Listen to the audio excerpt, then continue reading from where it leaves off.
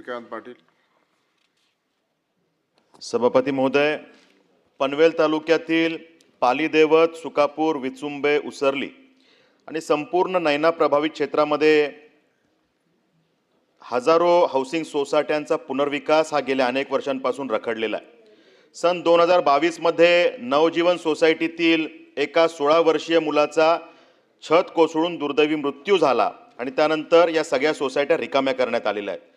त्यानंतर हे सगळीच कुटुंब भाड्याच्या घरात राहतात. EMIचा हप्ता आणि भाडं असा दुहेरी आर्थिक तणाव त्यांना सहन करावा लागतो.